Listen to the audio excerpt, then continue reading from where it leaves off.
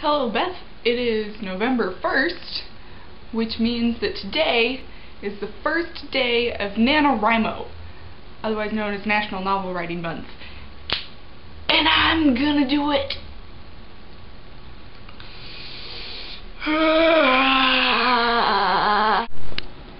My cat just discovered yesterday that he can get onto the kitchen counter, and I think he's trying to figure out whether or not he can get on top of the fridge.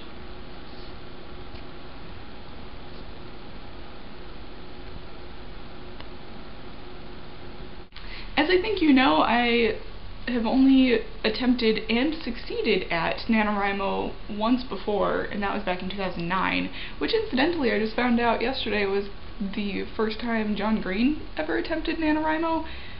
Because I haven't gotten through his videos, I don't actually know if he was successful or if he's ever done it since then. But I thought that was kind of a cool little coincidence that we both started NaNoWriMo in the first year. Together. Same year. Words. I started last night at 12:02 a.m. The reason I didn't start at 12 o'clock a.m. was because I was making a peanut butter sandwich to prepare for the writing process, and then got back later than midnight from the kitchen to the computer. But I have already successfully written 761 words, which means that I still have another 906 words before I reach today's word count goal. So I have a bit of writing to do before I go to work today, because probably when I get home from work, the next writing that I do is going to count for tomorrow's word count goal.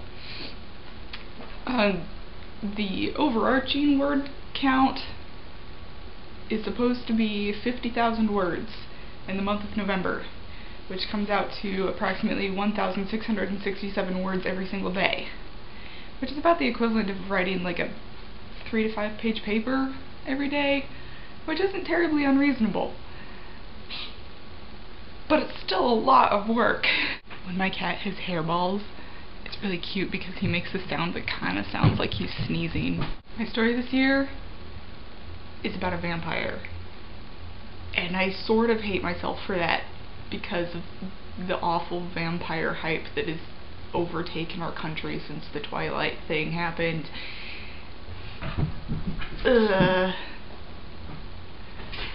But I'm not writing a vampire story because I have any affinity for that new vampire culture. I'm writing it because I'm a big fan of Dracula. It's easily within my top 5 books. It's a fantastic novel. And so I'm attempting to recreate the feel of Dracula rather than the feel of any other vampire story that we hear about anymore. When I first told Jake that my story was about a vampire, he was just kind of like, which is kind of the same feeling that I feel I've just communicated to you. But then I told him, don't worry, it's not going to be a romantic vampire, it's going to be a disgusting, evil, horrible vampire that you're going to hate every minute of. And he just goes, good! I like vampires that I hate. My vampire is going to be disgustingly evil. Really kind of excited about that. Within the first like 300 words he killed one of my characters. It was great. That's a first. Never been on the fridge before.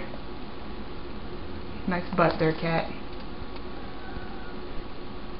I have to be at work today at 4 o'clock, which means that I have the early afternoon to write rather than the evening to write.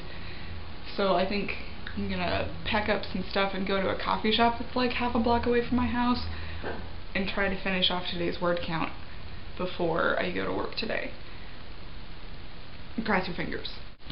Seriously, Beth, this is history in the making right now. Don't knock down my things. I like my insulators.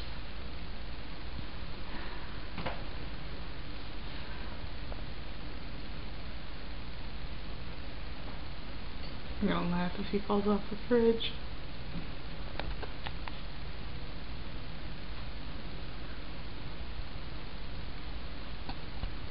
Are we gonna do it now? Don't knock over my stuff! Beth, I'll see you tomorrow.